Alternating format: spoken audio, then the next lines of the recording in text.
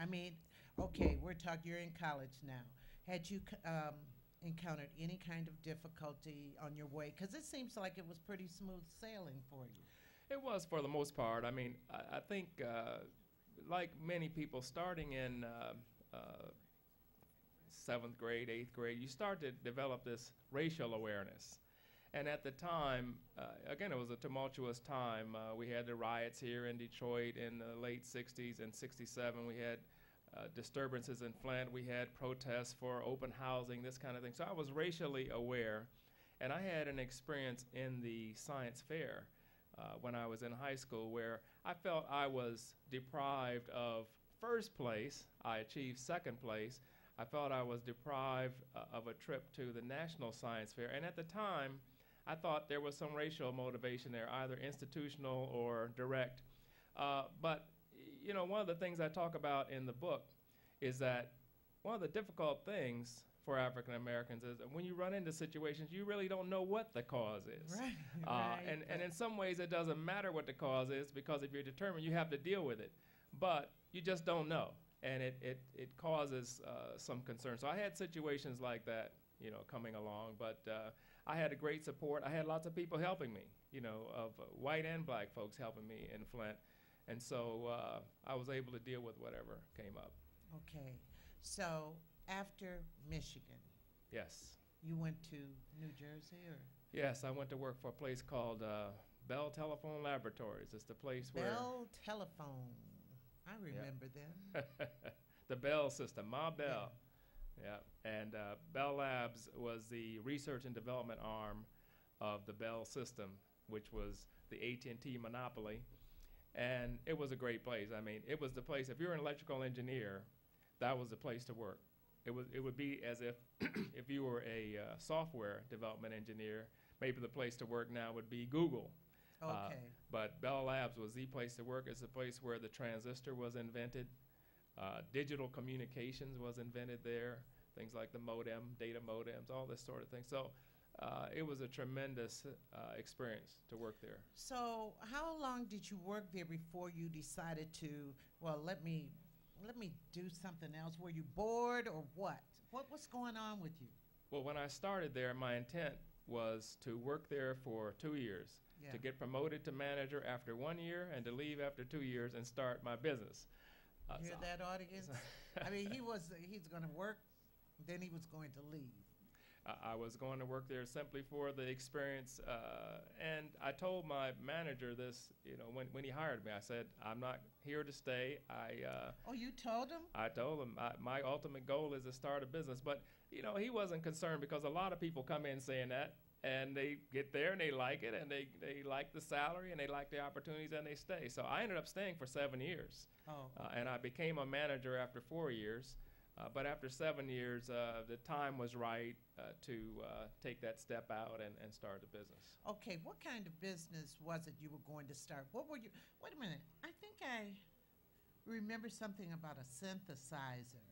Oh, yes. Tell us about the synthesizer. First, what is a synthesizer? I think we all kind of know, but. Well, in this case, it was a music synthesizer. What a music synthesizer does is it creates sounds electronically using nowadays computer technology. But it creates all sorts of sounds. Exactly. You can create space age kinds of sounds, or you can synthesize something that sounds like a piano or a trumpet or whatever. And I became fascinated with music synthesizers when I was still in college. By accident, I went to a electronic music concert at General Motors Institute. I stumbled on it one night, and there were Moog synthesizers there on the stage, and I was just transfixed, you know, by what I saw. And so I left that concert and said, that's what I want to do. I want to build music synthesizers for my career.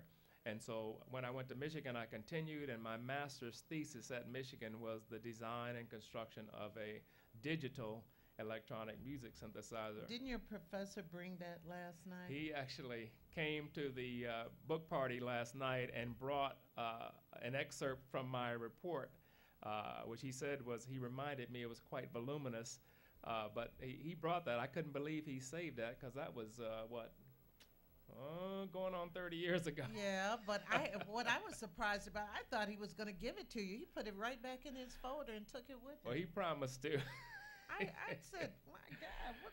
Well, anyway. Well, he was the first African American professor in the College of Engineering, Yes. and he's quite a story He's in and quite of a himself. story, and his Leo family is McAfee. quite a story also. Yes, quite talented. Very talented. So I was lucky to be associated with him Right. and to be mentored by him there. Right, Great right. opportunities from that. So, anyway, with the synthesizer, this is one of the things you were going to do. Yes. And you had this wonderful experience with Stevie Wonder. Well, yeah, sort of an experience with Sort Stevie of, Wonder. but you know what I got from this the Stevie Wonder story is that Stevie Wonder was like your inspiration. Definitely. From the time, I was a young kid, I started, growing up in Flint, Motown, Stevie Wonder, all that. I know. That's like the soundtrack of your life. Yeah, Yes. you know very well. Yeah, you know I And do. so, and Stevie Wonder was one of the first people to adopt this synthesizer technology and incorporate it in his music. I remember album Music of My Mind. That Stevie, he wrote all the songs on there, and he used synthesizers extensively in there. And then Talking Book and on and on, Intervisions. Songs in the key Oh of my life. God, that was, to me, that's still the best album of all time. All time. All I need. I mean, that's not on Don't that start one. me singing now. No, I am. You just wait. But anyway, so the synthesizer, you wanted to get it to people like that, but you weren't able to, right? Right. I continued working on the synthesizer after I left University of Michigan, and I got it pretty much finished. And I tell a story in the book where one night I sitting in my apartment, and Stevie Wonder comes by, and he looks at my synthesizer. He loves it. We play some songs together. We sing together. And I get up the next morning and realize that was all just a dream. All just a dream. You wanted it so bad it was a dream. Yeah. So you decided to get out of that business? I got out of that business, but I was able to use the same technology that was in the synthesizer, incorporate that technology into a device called a telephone network simulator. I was, in effect, synthesizing the conditions that occur on a telephone line connection. Using that same technology, sell a product that costs more money and sell it to corporations that So this had a was good your amount of money. business. That was the business that we started. That was So our first you product. and tell us about your partners. Well, there were a couple of other African American Were they guys. partners or We had a corporation. They were Okay. co-founders, co-shareholders. They were younger guys in the group that I was working at Bell Labs. At that time, again, this was like the first wave of African American engineers coming into corporate America, and Bell Labs went about this in an innovative way. They brought in people from all over the world, some of the best African American engineers and scientists, and we had people of all different backgrounds there coming in at the time, Asian engineers and engineers from all over the place, a lot of women engineers coming in at that time. what was your company called? My company was called Telecom Analysis Systems. We left Bell Labs and went to work in my basement. I had to entice these guys to come and work in the basement of my home, and both of them had just gotten married. Boy. So they had to go home and tell their can wives, we're going to imagine. leave our nice job here at Bell Labs and go work in Dave's basement. So I can imagine that conversation. I don't know. But, okay, so they started working. But did you encounter any kind of blockages because you were black or anything? Or people Yeah. respected your brains? Well, I would say again, the main thing that was an impediment, I would say, was that we weren't accorded credibility automatically like so many people are. We had to prove ourselves, and Right. that's kind of where the title of the book comes from. In almost every situation, we had to prove ourselves. People didn't just assume, well, here's an engineer coming from University of Michigan and another one coming from Stanford University. right. These guys must know what they're talking about. No, they they would say like, show us what you know. Right. Once we did that, we actually had people who were our supporters. You know, they said, these guys know what they're doing. It's great that, you know, it's kind of new and different. We got some. Now, what year was this? We started the company, we incorporated in 1984. Oh, wow. And that first year was very difficult. We came down to the end of the year not knowing whether we were going to make our little payroll at the end of the year. But then I got a call from one of our former colleagues at Bell Labs. This was an engineer from Ghana. Mm-hmm. And he was running a group there.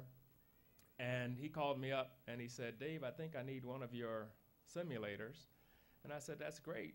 Why don't you send us an order? He said, no, you don't understand. I have a lot of money to spend. I got to spend it by the end of the year. Oh. Tell me how many I need. And that really helped us out. And it helped his group ultimately, because that group did very well. But that kind of got us going. And after that first year, we grew quite steadily. I mean, our first year, our sales were only like $100,000. Second year, $800,000. Third year, $1.7 million. Just went up from there.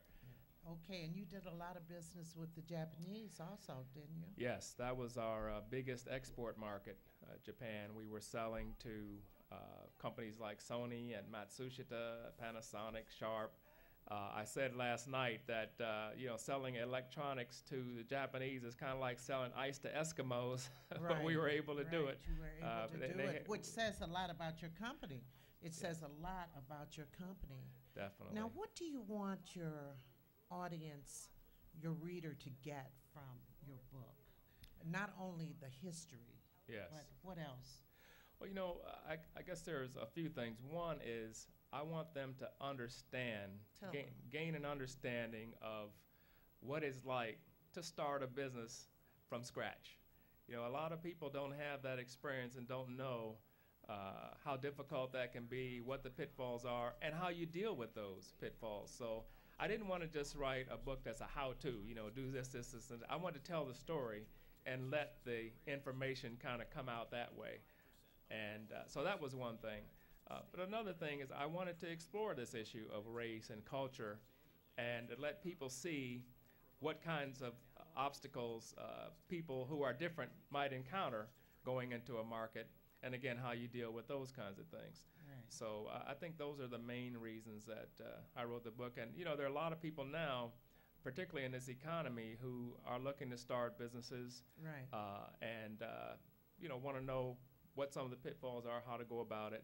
And so I want to get this book in their hands. I want to inspire people. I want people to read this book and say, hey, you know, they did it. I can do it. So how long did you have the business before you decided to sell? We were in business, well, we started the business in '84 and we sold it in 1995 to a British outfit called Bowthorpe PLC. We went out and we talked to a number of companies. We must have looked at maybe 75 different companies as potential buyers. Some of them were venture capital, private equity firms that are like kind of in the Bain- news Bain today. Capital. That's right. We have a caller on the line. Paul, good morning. Hello. Good morning. How are you? I'm very happy to hear this gentleman next to you. I want to ask him a question. All Are you right. an art man or a moog man? Well, you know, I am an ARP man, and it's funny you should ask that question. I never played an ARP. I couldn't afford an ARP or a moog when I was in college. I had to build my own.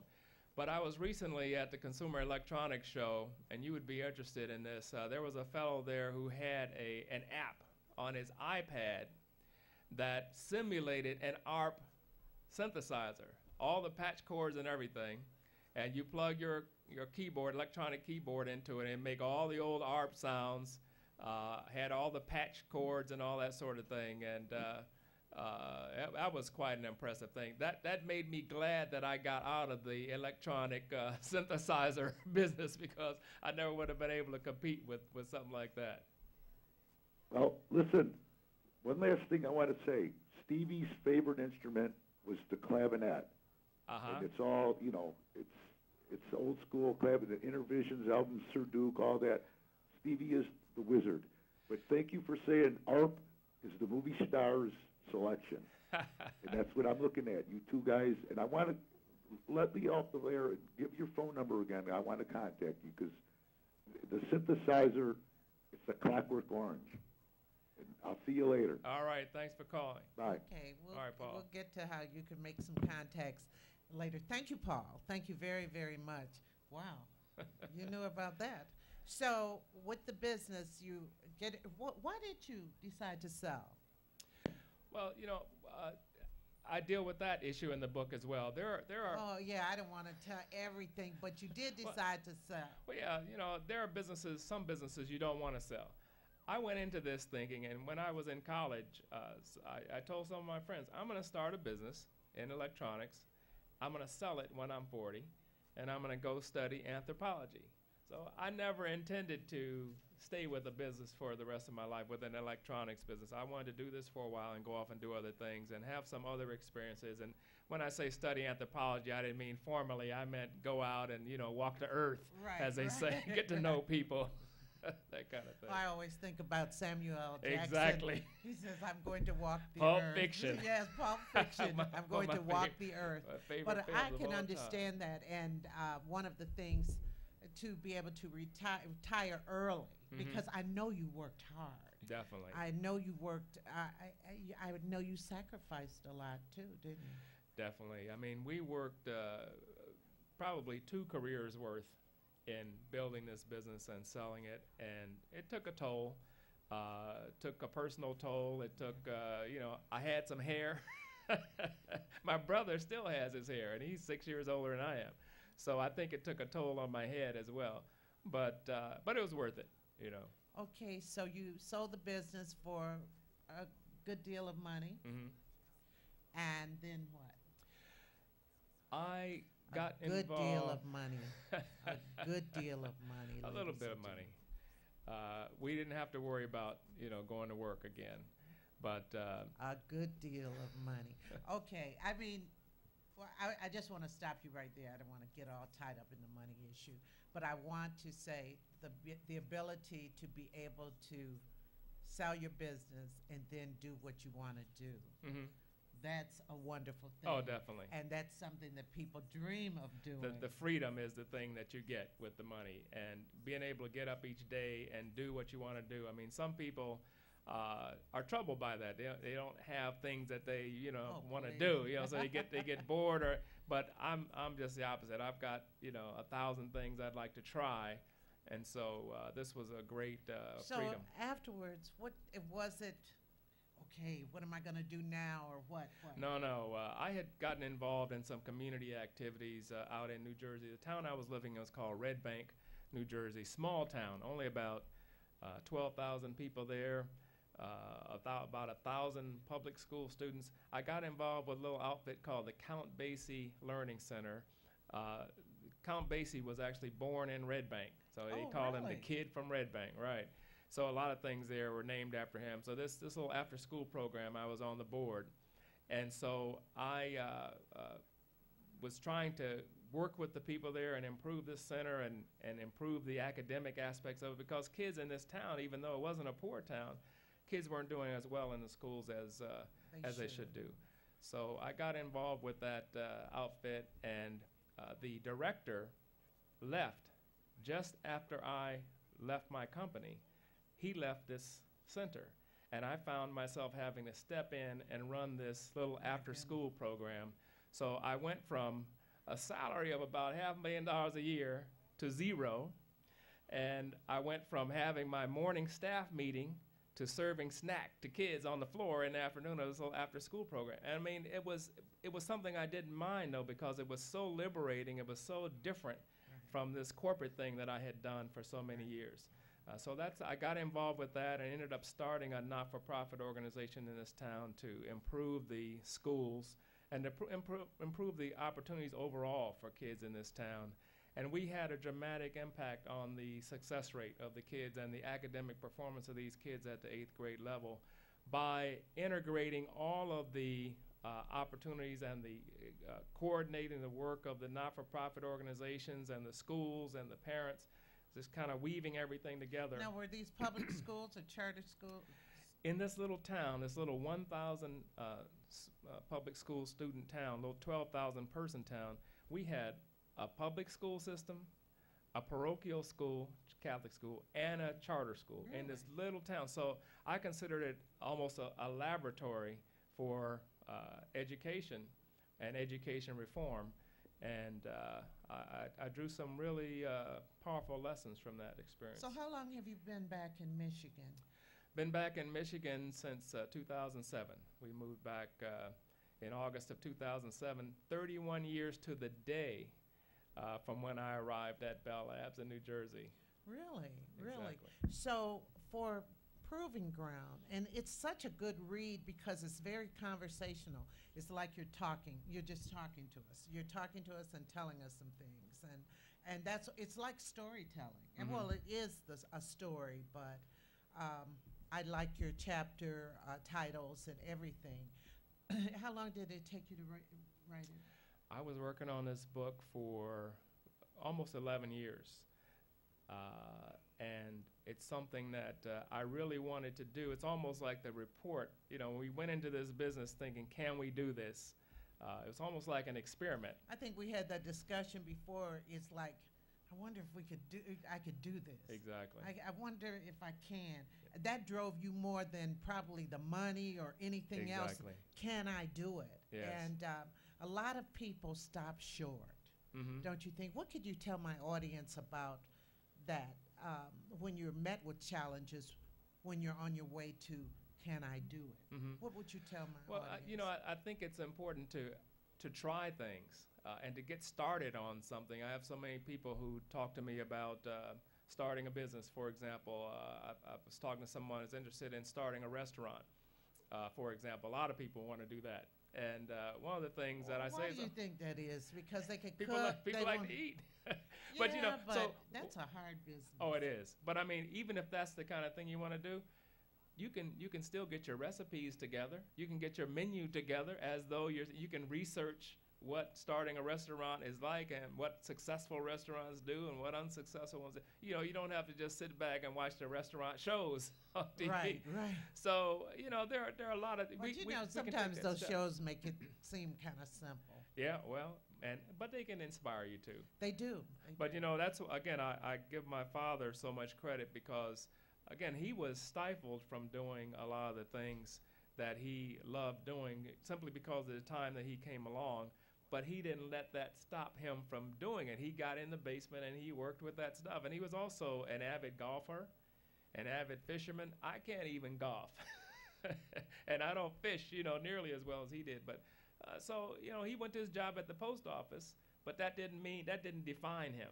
You know, he had other Absolutely. things that he did. And so I think Absolutely. anybody can do that. No matter what situation you're in, you don't have to let that define you. You can research and study and learn, and I think that if people do that, well, we'll just be a better community. Right, right. Now, what do you think?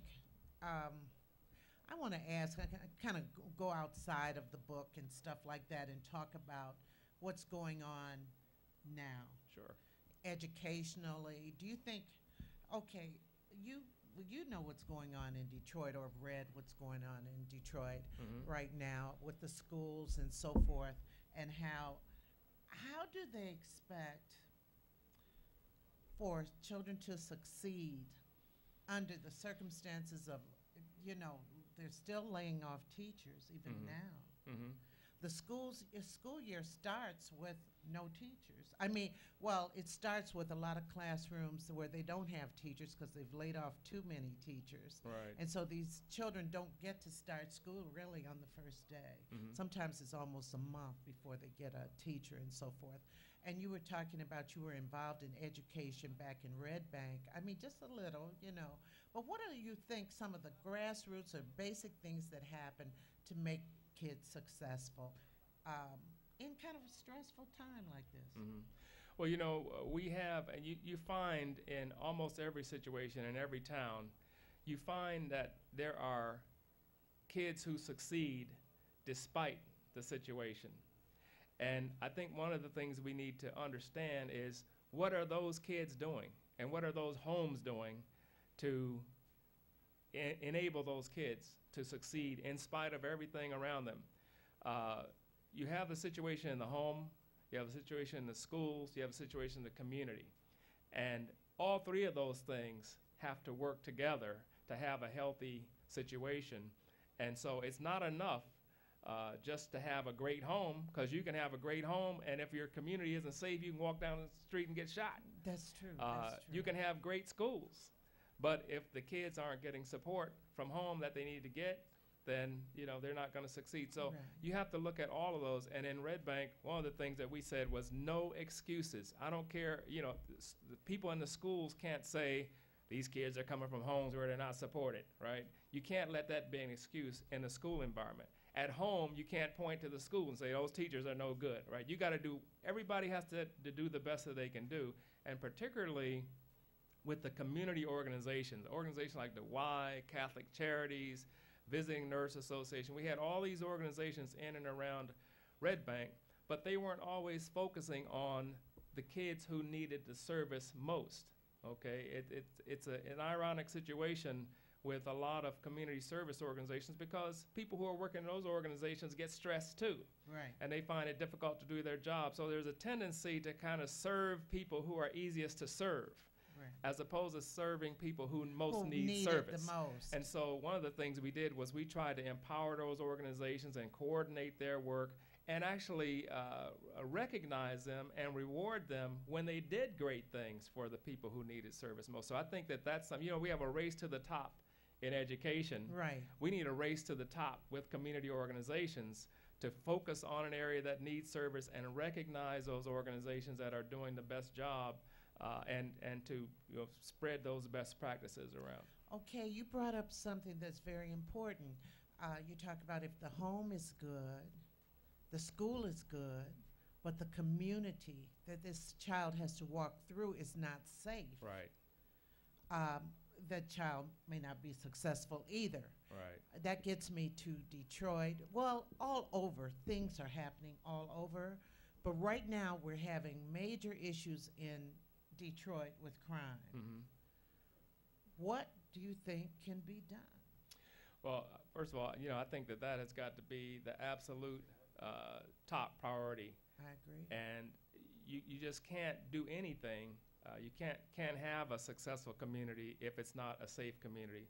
So I would be looking to whatever resources the city has, but also I would be saying to the state, look, how do you expect us to correct this situation if we can't even maintain a safe community? So you're saying get the state involved. Well, get some more resources from the state. I wouldn't be afraid to try to shame the state into saying, look, we need these resources. We can't have kids subjected to situations that aren't safe. We can't have kids. We can't have our citizens. We can't Exactly. have mothers who walk their children to school getting accosted.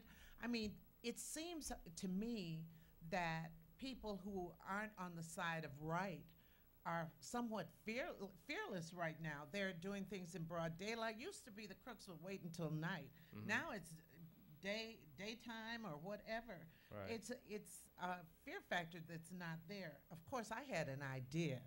I thought that the people who were engaged in criminal activities and they kept on, doing it, the recidivism rate was very high, Mm-hmm. that I thought that, this sounds crazy, but they should take them and put them on an island. Then they need to drop food, just like they do. No, I'm serious. Because why should the majority of people live in fear? Mm-hmm.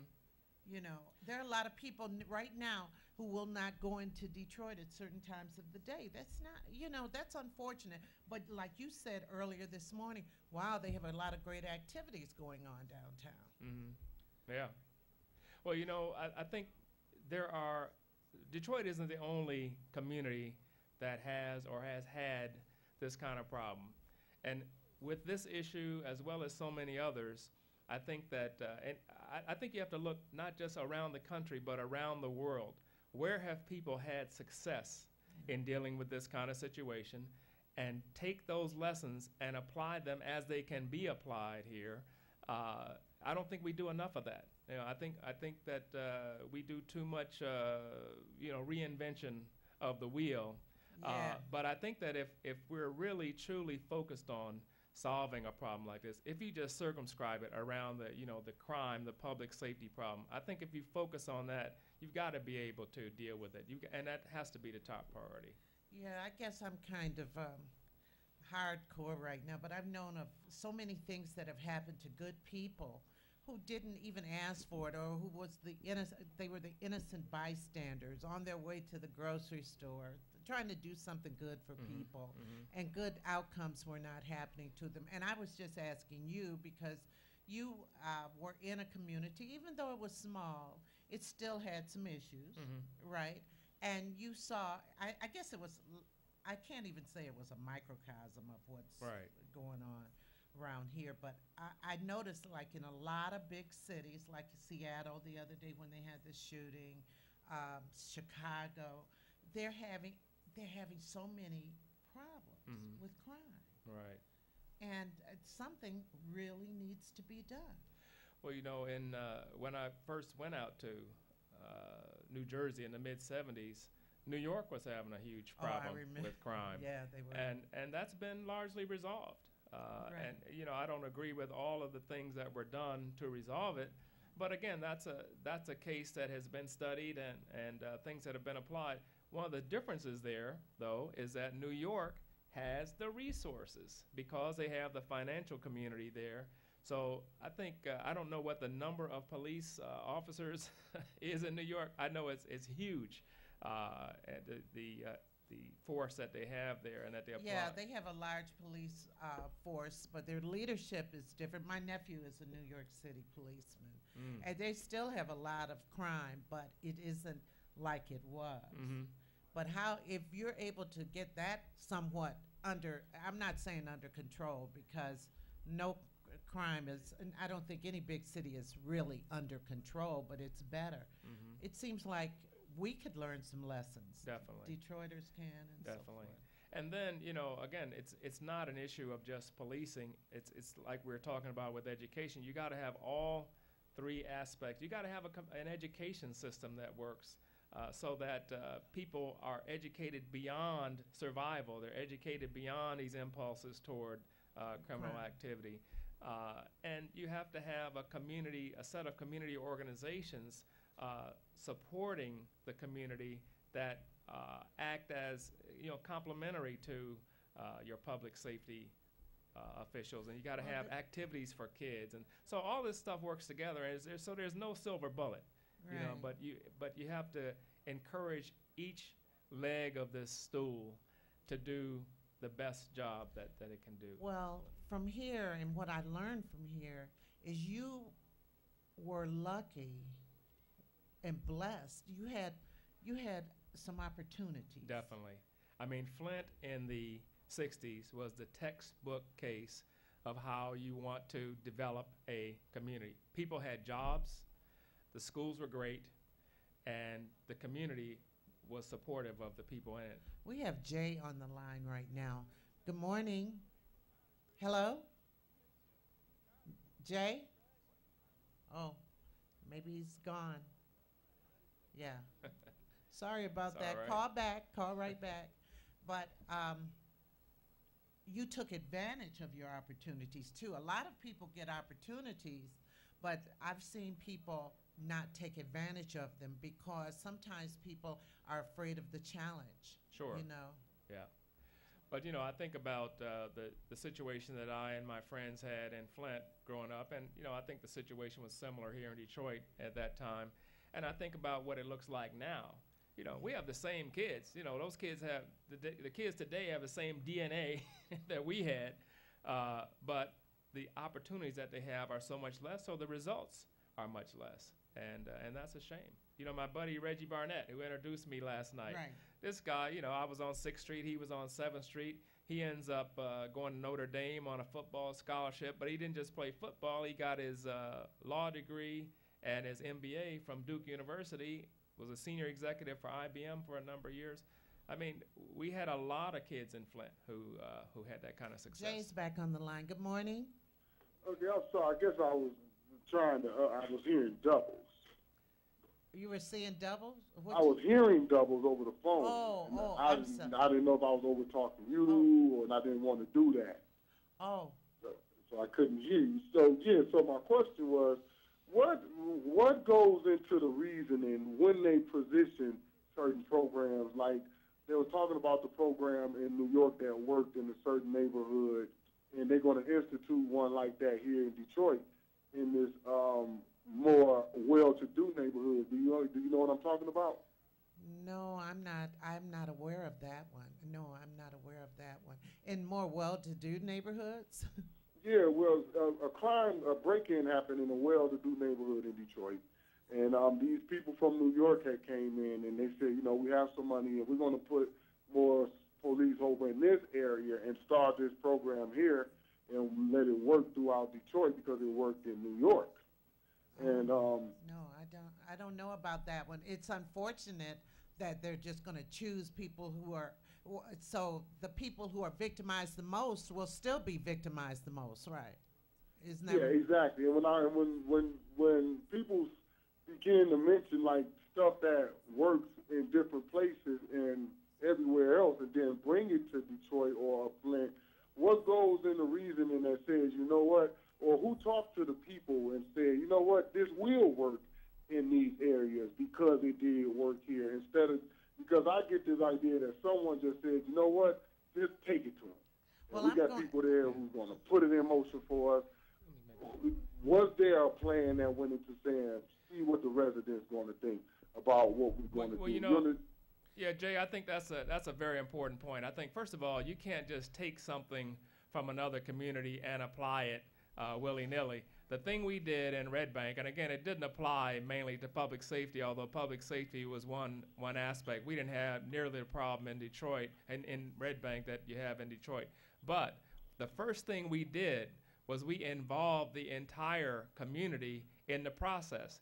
We had some meetings where, you know, people threw everything up against the wall, and we had a professional organization development person involved in that was sorting through all that information and trying to prioritize what are the things that we needed to look at and what solutions came out of that. So we worked for more than a year working with the community to determine what it is we were going to do before we put anything in place. So the point you make is very good. You can't just take a program that works somewhere else without analyzing it, without any community input, and just do it. That's a good point.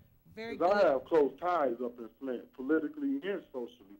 And one thing that we all talked about on the regional level is how when groups come to us, instead of coming with an empty pad, they come with a full pad, saying we want your input, but all along they've been had what they want to do in the first place. Yeah. And it's always what the community end up being stuck with too. Well, So for those, I just know there's a lot of people who always wanted to know, you know, how much thought is really going into them processes when it comes to introducing programs to a neighborhood, especially during the time when we are being disenfranchised. excellent point. Excellent point. We just have a few more minutes, and thank you, Jay. And we have Kwame on the line. Good morning, Kwame. Hello? Hi. Yes. You know, you have to think that and understand that everybody's going through kind of a metamorphosis on Earth. Because if you think about gas costing 36 cents to costing $3.36. Or $4.36. Yeah, that's a big Yeah, change. that is. Huh? That is in our lifetime. That is a big. You're right. And so, you know, economically, most people would be fighting with a situation like that. Your guest kind of intrigues me because he's an electronics person, and we're going into the Aquarian age, which rules electronics. You know, and Edgar Casey talks a lot about people should go into that particular field because we're just at the doorstep of the electronic age. And I like him to say something about computers and electronics, not just music and electronics. Okay, we're going to have him say that real quick after I first tell everybody where to get his book. Thank you very much, Kwame. Good point. And remember that. All right. Oh, where do we get your book? The book is going to be available in bookstores and on Amazon and all those places starting on July 2nd. But if you want to get an advanced copy and a limited edition hardcover copy of the book, you just go to www.provinggroundbook.com, and you can order it from there today. This is a great book. This is a great book, and Thank you, it's kind of like I don't know. It's so inspirational that I'm sending my son my copy to read, or I might just send him a separate copy. He really wants to read it. He's in business Great. in Ohio. But I just want to, can you answer Kwame's question real quick? Well, it's interesting that there's been a lot of articles about this recently. But one thing to keep in mind, if you just look at where computers are today and what our life is like today compared to what it was like 10 or 15 years when ago, we were coming up. and think about where things are going to be 10 or 15 years from now. The power of these devices is increasing exponentially. And so I think that we can expect that this change that we've seen to accelerate. I was listening to a program yesterday where a guy wanted to go from the East Coast to the West Coast of the United States to drive in a fancy new car without interacting with any human beings. He wanted to see if he could do that because you can do everything now via computer.